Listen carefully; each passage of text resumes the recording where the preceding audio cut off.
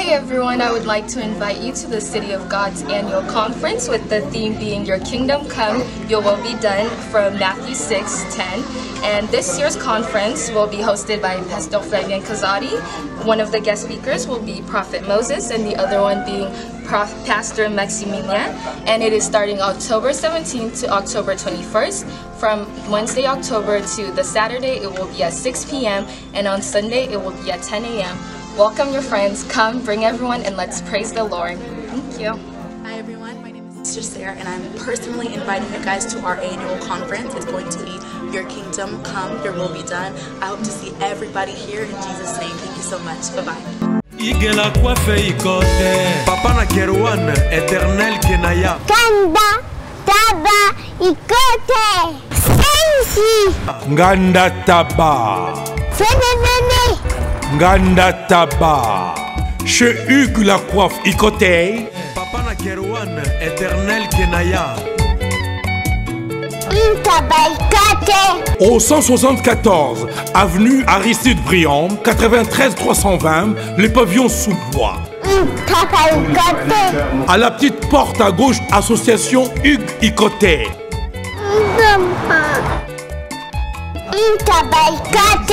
01 41 55 0000. Ntaba Ikoté. Descartes Construction et yeah! Fini l'inquiétude pour la réalisation de vos constructions de rêves en RDC au prix imbattable. Grâce à votre entreprise installée en RDC uniquement pour vous, spécialisée en construction, réfection, bâtiments, immeubles, vente de terrains, travaux publics avec les ingénieurs architectes qualifiés au prix incroyable. Descartes Construction est aussi spécialisée en luminosité des bâtiments et éclairage public, installation des systèmes d'alerte, intrusion pour des maisons et véhicules et tout d'autres services. Nous acceptons aussi les paiements par tranche au prix incroyable. Pas d'hésitation avec Descartes Construction. Vous ne serez jamais déçus. Pour tout contact, notre email est descartesconstruction@gmail.com. Notre numéro de contact plus 447 93 92 82 813 et appelez-nous pour Kinshasa plus 243 89 91 56 86 2. Descartes Construction à Tozana Mbongo Moké, opération Tongana RDC. L'agence d'export et d'import Michulu Atlantic Shipping et yé bana ya Canada, bana ya USA, bomi tongisa lisusu te. Pour tous vos achats et ventes de voitures, pièces de rechange et les accessoires possibles. Na koti na ba koli na bino na Kinshasa, bomi tongisa penza te. Please, bakoya kozwa koli tina ndako. Pour tout contact, benga Michel Lukadi. Plus 1 508 371 60 43 USA na Canada. Pour na Kinshasa, benga na plus 243 89 551 30 38. Michulu Atlantic Shipping. Yaboye, Bazuwapi. Raph Ngindou, félicitations pour la promotion, c'est la rapport d'artiste. Que Dieu te bénisse. À connaît pas demander, il n'y a rien en face. Congo promo Raph Ngindou nde naninga mabete Congo promo Raph Ngindou aza mutu aza na mbongo boga aza na bakara danger donc ya mutanzala te. En tout cas, félicitations, merci Sito Oumela. Raph Ngindou, le présentateur de la force créative Congo Promo. Borotos à la force militaire de Congo Promo. Et faites comme moi, allez voir Congo Promo, tv5.com. Donc au nom de Jésus-Christ, nous bénissons le Congo Promo. Avec Raph Ngindou, Congo Promo ne tombera jamais. Piccolo Congo Promo nde. Ouais, balobi Raph Ngindou. Congo Promo toujours, grande puissance. Come on. Congo Promo qui torcos net na film. Congo Promo babunda na nango. Raph Ngindou. Congo Promo. What a plus, what another boss là.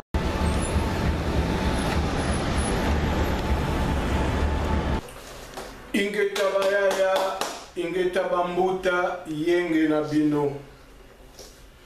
Babino ndeko Claude Meka, depuis les États-Unis, na eu auto solo la dossier o na wumeli nango na prometaki na rosala webika mikolo oyo lekaki bandekoka auto zala bongo soi-disant na combat ba sala kinga ku po combat o ese baby combat ya Fumukimbangu combat ya bakoko ya koko nanga le roi Nembetwa roi Oazaka très puissant abunda makasi na colonisation yamona pe combat to continuera ti lelo combat ona kaka ya Fumukimbangu po ezali combat ya bana ba chef de terre bana bilaka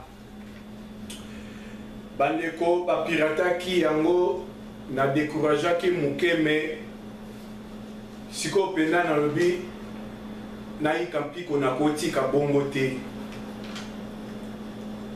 leadership et leadership, les autres bana ba chef de terre, nous devons prendre notre combat à bras les corps, force, et de constater que trahison et amakasi po tozo buna batu bazana ba motivation mususu, batu bazana ba but mususu, bazana ba vision mususu, objectif mususu.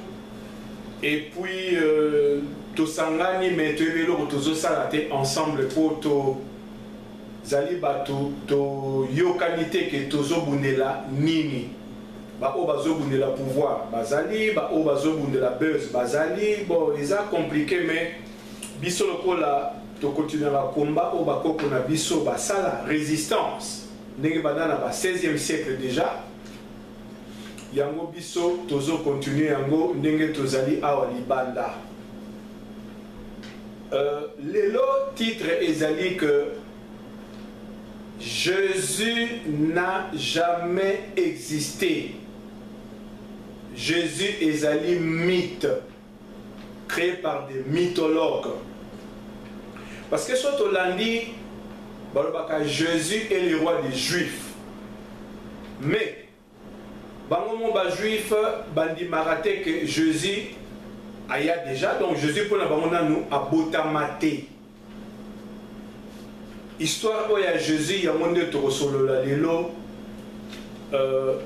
to comprendre ezali nini ba fanatique ba roloba blasphème mais je crois pas ce n'est pas le cas de le dire ezali ba recherche ona wumeli nango et puis na zupena tant lelo na sala yango pona ko éclaircir bandeko combat na bisoto dirigeant sur la spiritualité et to éclairer batuba religion importer des problèmes ya Congo bakoki kocha o nyonso balingi na pouvoir comme tant que na Maison Blanche na lobaki na agent ya service secret ya Maison Blanche que nous avons voulu le départ de Mobutu parce que nous voulions un changement de système.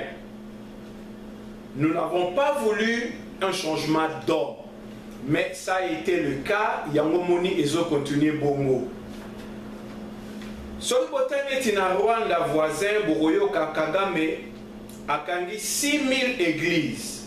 Donc le monsieur a compris que spiritualité est un point d'honneur na kati ya société. Alobi oya oya na diplôme que azali théologien a fungoli l'église na. Mais soki kaka binzambi mutanda muki sa ba aventure alingi ya moti. Mais soko tai na Congo toyoka ka plus soki de 500 chaînes ya marambuya bonzambe. Mais eloko ezo changer te kaka nzambe a rosala. Moi je vais vous dire un truc, nous avons osani lo sauté. Man ese koya ezake pokuana. Ol nyoso salama erabe pokuana. Nzamba za lo banandoto. Lelo lo ba rappela ba musuna bandoto. Ye wana nzambe oya loti saba biso yo oloti salisa marche. Oloti sala boy, sala recherche boy. Nzamba bakoko na biso ye wana. Mais banzambe o bazokota ba loge. Ba Rose Croix, ba Primakuria, ba nyonso wana yango pe complication soki tozongeli bonzambe ya bokoko na biso te le Congo est loin de sortir de l'auberge. Poto solola lelo tokoloba likambo moko pona banda mate ya lelo lisolo ya lelo bakoko na biso bazali JB Service, il y a José Baïla. Oui, bonjour papa. Allez, comment t'as réussi? Landanga na bureau alors. Ngane mukolo agence José Baïla, agence César basée na Rennes. Tous les voyages ceux qui biloko comme minga mona yaka pona kabula biloko ba dériver za lebelete quoi. José Baïla, JB Service, Europe Mobimba, atie biloko pa na yo. S'il vous plaît papa, biso awa na JB Service avant que soit colis na yo, il faut qu'on vérifie ce qui biloko on est commis très bien. Ah, muto mukilite. Soda ya putu mtatiri kolio. Ba refoule yo. Et puis kolio on a déjà signé. JB Service. Ba le sa poto, on est sur le loko. Et ça n'engage pas ça simple. Station Saint-Thérèse, la Simanango, au commandant JB Service. Zélanan. Quelle amène ba c'est carte mémoire. Oui, Ziga. Congo promo de Faté. Bolanda Congo promo pour ezolo la vérité. Avec Congo promo, it's not the same. C'est pas pareil. Rafigeto. Check. Hugues la coiffe Ikote. Et enfin, je suis arrivé. Salon Hugues la coiffe Ikote. Non seulement c'est un salon de coiffure, mais aussi une machine de transformation des hommes et femmes. Regardez-moi comment je suis. Vilain. Mais attendez, 2 minutes. Bogart. Vous allez voir.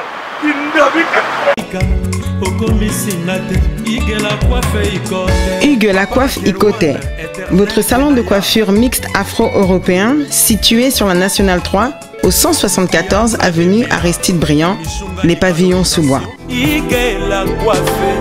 Pour plus de précisions, veuillez nous contacter au 01 41 55 00 00 ou encore sur notre site huguelacoiffeikote.com. Nous sommes ouverts tous les jours de 8h à 20h, même les jours fériés. Hugues la coiffe Ikote, l'homme qui coiffe la ville. Hugues la coiffe Ikote, le salon de coiffure mixte afro-européenne de proximité. Au 174 avenue Aristide Briand, les pavillons sous bois sur la Nationale 3. Un seul numéro, 01 41 55 00 00. La beauté de votre chevelure chez votre frère. Hugues la coiffe Ikote, même père, même mère. Chikicha, chikicha, cha cha. La beauté peut tout changer. Salon Hugues la coiffe Ikote. Quelle beauté! Sexy pour les femmes, ndindindi pour les hommes. Pourquoi na l'ifelo na paradis sauté Lola? Ba imposa bango yango ko imposer tango bakoko nanga neti ba roi nembetwa oba bunda makasi na ba colon contre colonisation étant ba na force ya canon au diable wana nde et abattre bakoko na biso bakomaki na force du souci au bundate parce que ils étaient combattus et abattus alors ba imposer bango na makasi que l'ifelo existaka lola pe existaka mais so landi discours ya le Paul II temps azotinda ba missionnaire au bazaki déguisé bayaki neti ba missionnaire mais c'était des militaires conquistadors bayaki pour ba coloniser bayaki côté ya biso évangile te ye moko roi Baudouin so botangi discours basalango audio mutazoloba na voix boye que bokote ya bango nzambe te po bayebi nzambe bakolaka na ye asitaki alobi na monoko na biso mosusu chiluba mawashi alobi na monoko na biso bato Équateur nzakomba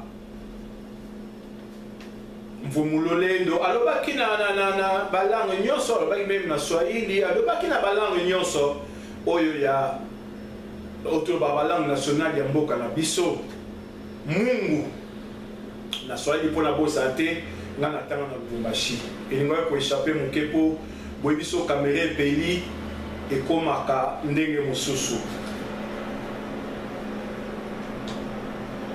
Religion elati nini bandeko? Religion eza na latin.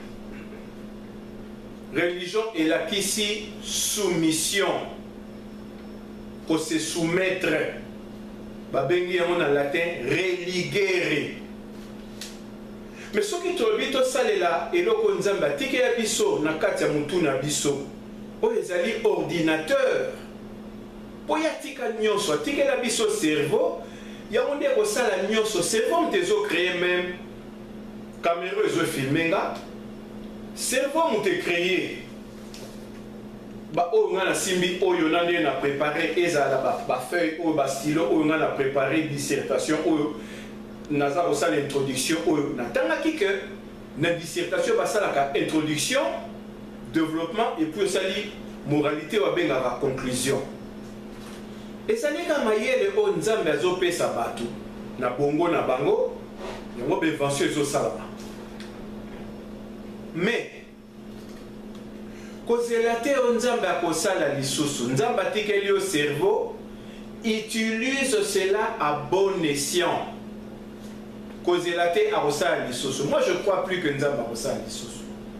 Soki yo moko oza koyeba direction na yo te que nzambe akoboma mokili lisusu na ndenge nakoyaka na force mo likolo j'y crois koyei koboma lisusu mokili mais akoya kosala o Congo pasi eleki aokita na se abwaki man o baokipa ona ye abengani bango je pense pas akosala yango aux États-Unis sika toyalia mabele ya bato ti ya bendien babotolango bosiko basala ni bendien de bavana na ba réservation kuna na ba réserve nzambe osala ni bakoya abengani mindelo bauta na Europe akamati bendien apesi bango so mabele je pense pas ezali ka bendien de balelaka o ba noir américain ba évoluer plus noir africain kutu Obama a commis président mais bango baza trop reculé c'est parce que bazali ko s'intégrer na société te yango ba reculer do bazo sali ya cerveau na bango te yo mutu ni loko nyoso na mokili luka osale la cerveau na yo gamberge un peu pose-toi des questions dans tes silences tourne les problèmes dans tout le sens.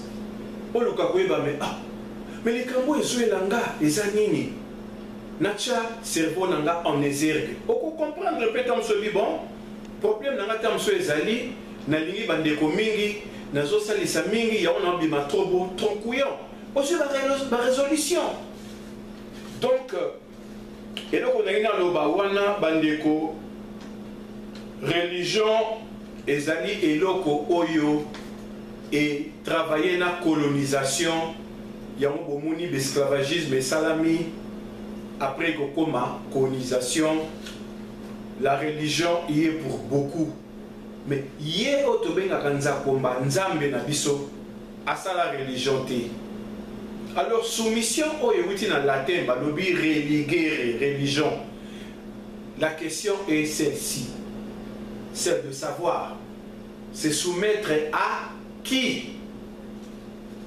yango lelo tokolobela ba makambo susu o tozomona ezali clarté neti histoire ya Moïse 600 livres ya Moïse na Bible ezalaka te na 1684 Vatican a retiré 14 livres na Bible. Pourquoi? Donc tant mutoza na cerveau ozomi tuna ba question de balobaka sa baboul yo ozwa idée vanda au kanisa dana se talikolo vanda yo kanisa bandeko tokoloba na bino selon Bible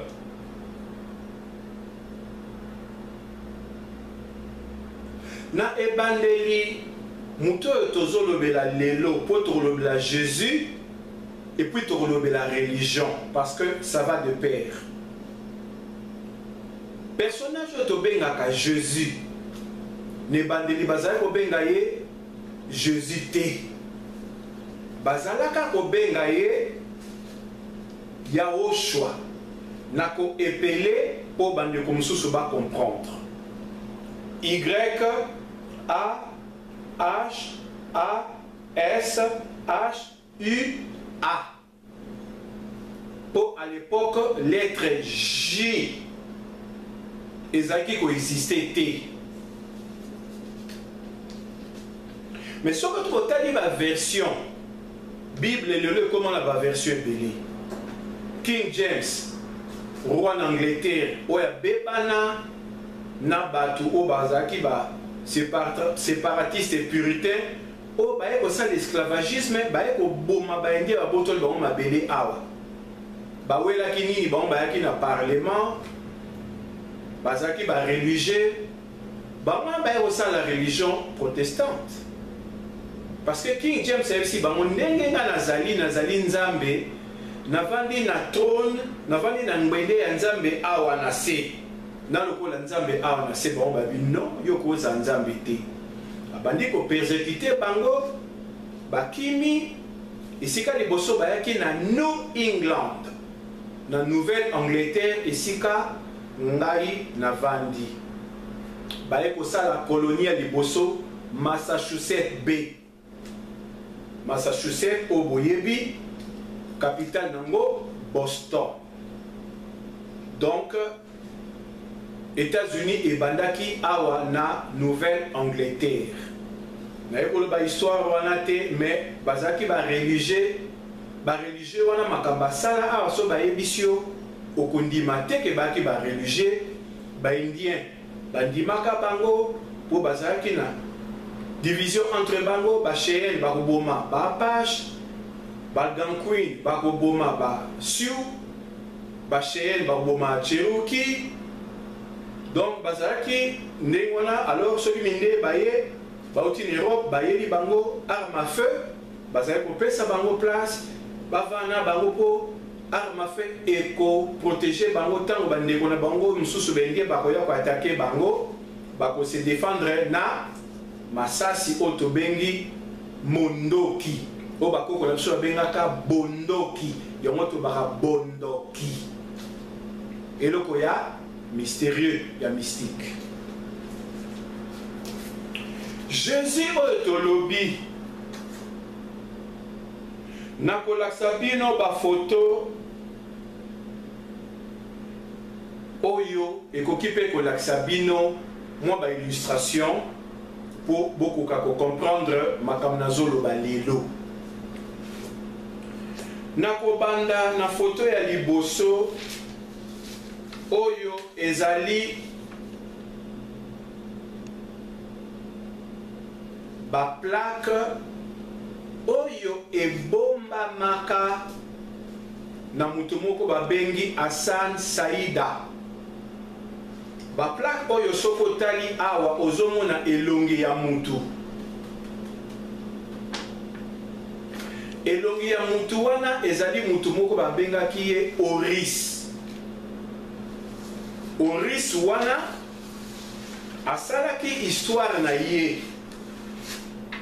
mais histoire yango ba juif secte moko ba juif et comment yango ndenge ba ko transmettre masolo kala bazwa ba plaque ba komi écriture ndето ba Bible et uta pe na ba plaque ba chelelo na hiéroglyphe nde ba komi ba sali Bible wana ba plaque mususu yango yo awa. Nous avons la ba plaque juste en termes d'illustration pour bandeko boko pour comprendre. Mutu babengaki Hassan Saida Yeyo. Bomoni na se awa ba plaque. Ba plaque nyonso wana ezali histoire ya mutu babengaki Oris. Mais mutu wana Oris Ye wana bakamata histoire na ye bakola yango na muto tobengi Jésus-Christ de Nazareth. Botala Jésus-Christ de Nazareth yeyo. Omoni à ma droite, à votre gauche, ezali mutoyo azalaki roi Rodrigo Boglia akomaka pape. Alors mwana na ye César oyo azalaki machiavélique bomona bakoma le prince, livre au Nicolas et Machiavel a s'inspiré ezalaki sur César Boglia, mwana ya Rodrigo Boglia, prince wana azaki oyo kaka divisé pour mieux régner. Qui est l'élève de qui? S'il faut même tuer pour avoir ce que l'on veut, il faut le faire. Sala oyo koyeko sala ozwa oyo yo lingi azalaki trop sadique, criminel, parce que euti na famille na ye ba Boglia wana. Mais papa na ye yo asukaki pape Alexandre VI. Awa à ma droite, à votre gauche, Rodrigo Boglia. Ye asukaki pape. Alors asengaki na un architecte militaire Batupe Bele Bayebiye, très célèbre, artiste, peintre, na komo ya Léonard de Vinci. Akamata photo ya mwana na ye otolobi César Boglia a dessiné neti Jésus. Pendant que Léonard de Vinci azalaki na ba relation intime na mutoyo tobengi César Boglia, mwana ya Rodrigo Boglia, roi wana komaki Alexandre VI. Bazalaki na ba relation intime, donc homosexualité.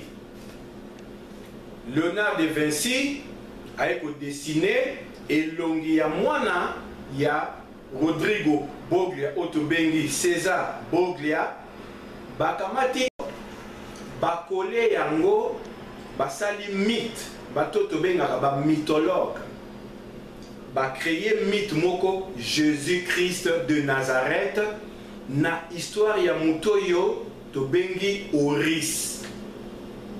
Tenez, pour vous rapprocher la mémoire, balobaka Jésus-Christ est le roi des Juifs. Mais bango moko ba Juif atoke leo na Israël, balobaka Jésus nana botamate, Jésus oyo wana ezara lokuta. Ça rime avec ba recherche ngana sali lelo. Pour bango moko bakolo roi na bango Jésus, non Jésus na botamate, Jésus nana yeti. Mais oui, au mona Jésus au bozo mona awa à ma gauche qui est à votre droite, yeyo sokotali longi bien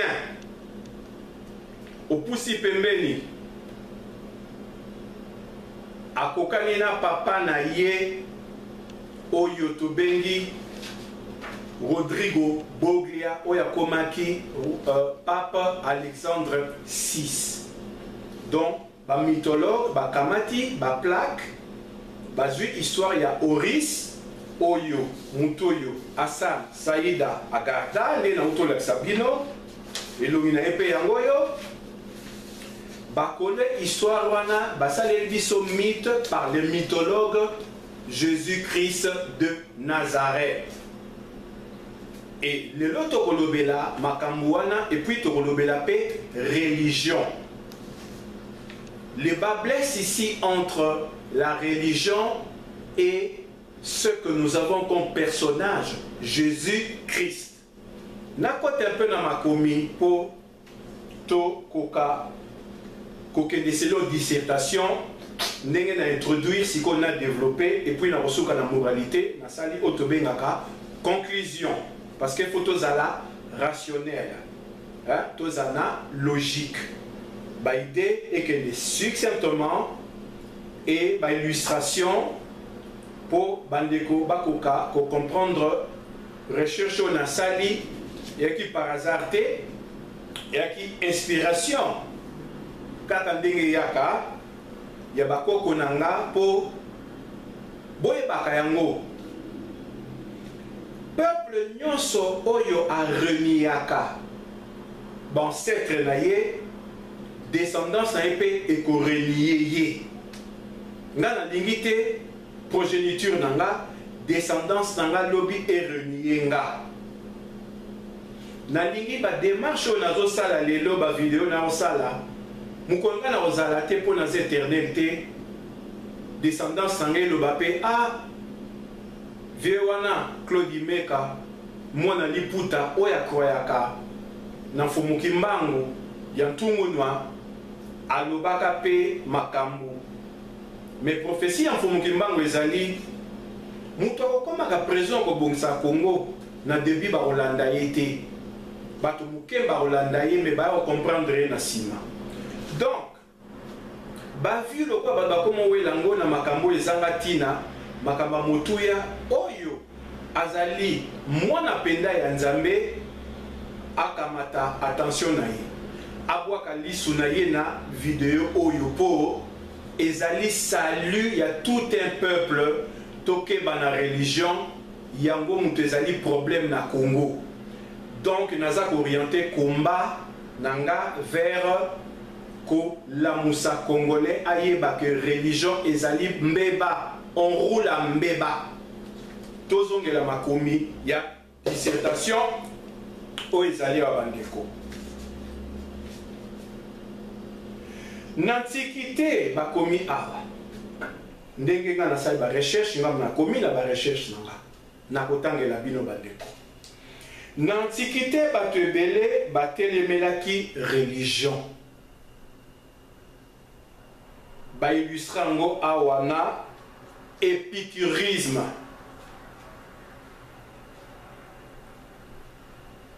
po ekomaki bitumba bato nyonso bakomi kowela religion na biso nde eza na vérité oya bango eza ya lokuta ah bakomi kobunda religion oyo yango te wana babengaki on épicurisme et puis esukaka na oyo tobengaki les guerres de religion surtout na pays otobengaka la France. Na France bato ba bunda ba bomana likolo ya les guerres de religion. Or religion ezali eloko nzambe akelaki te.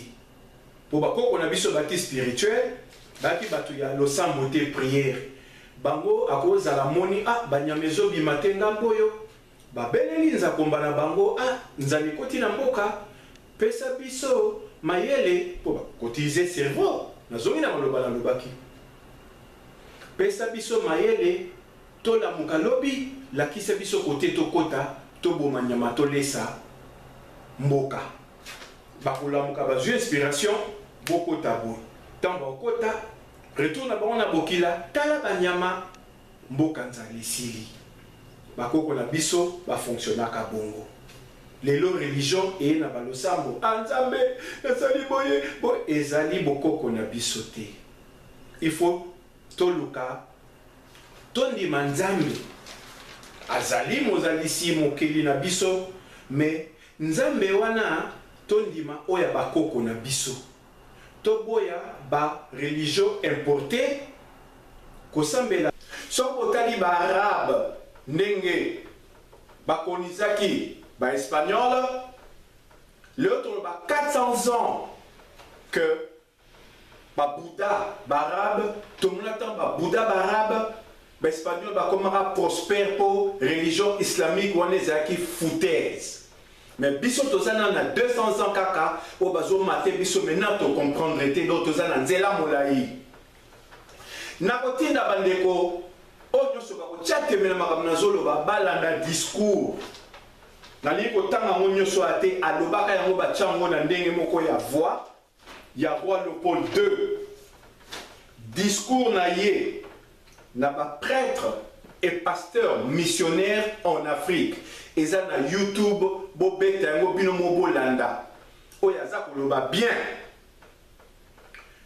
soki boke na Afrique boke yo mpona ba intérêt évangélisation na bino ezali mpona bango te basi bayeba nzambe depuis leurs ancêtres babengaka nzambe mawaji mungu nzakomba boke kuna kolakisa bango yango te bolakisa bango kozala pauvre nde okokota na royaume ya nzambe oyo nyonso balobana yango na roya koloba te me bino moko batie tembe boluka bolanda discours ya roi Léopold II na bamissionnaire et pasteur en Afrique bino moko bopesanga raison parce que vous comprenez que en 1884 plutôt azolo bana bango la connaissance de la Bible facilitera les Congolais à la pauvreté.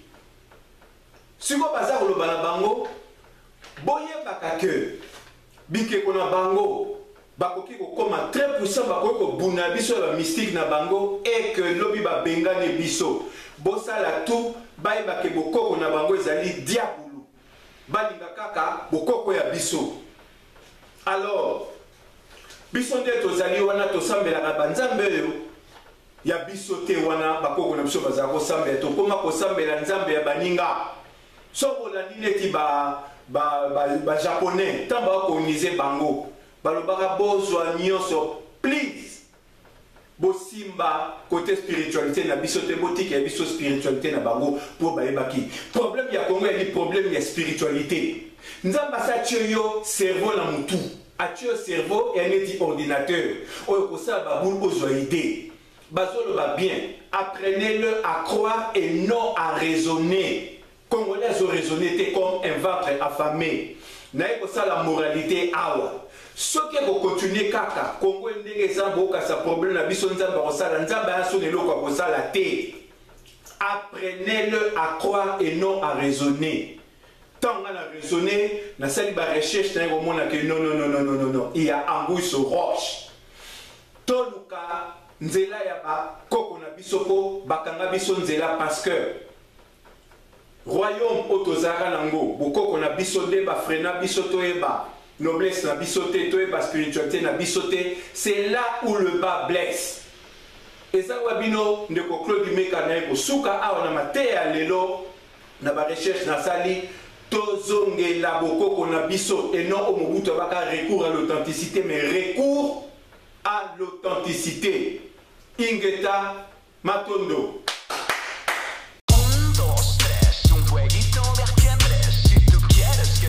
Bonjour à tous, vous êtes sur Congo Promo.